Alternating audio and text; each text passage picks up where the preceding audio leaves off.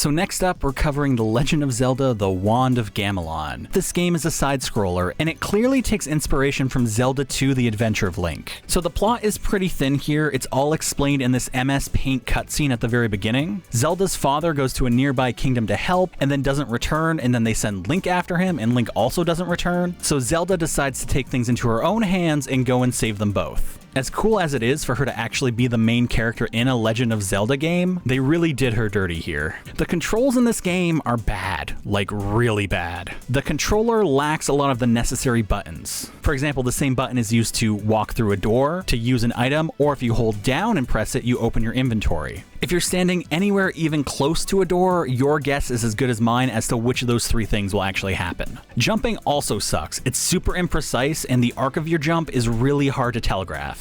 You're able to select which level you want to do from this overworld map, and more levels do open up as you play. And while what to do in each level is a little bit confusing, the levels are at least pretty short. There's a lot of design choices in this game that are just weird and counterintuitive. For example, there's this rock here that you come across pretty early in the game, and the way you break it is by throwing 10 bombs at it. Now, most people would probably throw one bomb at it, it doesn't work, and they would move on. But no, you have to stand there and throw 10 bombs at this thing to get it to explode so you can keep going. Later on in the game, you do get an item that will take it out in one hit, but this is never conveyed to you. Pretty much every boss fight you come across is super easy. Usually you win them just by throwing a random item at the boss. Basic enemies pose so much more of a threat than the game's bosses, even the final boss. Now, the final fight of the game against Ganon is actually laughable. You just climb up to him and then you throw the Wand of Gamelon at him and you win. You get treated to another one of those MS Paint cutscenes, free your father, very casually free Link, and you're done. They don't even roll the credits, you just get booted back to the main menu. This game does have a few things going for it, and it's really short, which means it's not a prolonged experience. It's by no means a good game, it's more of just an odd curiosity, but chances are if you play this yourself, you know that going into it.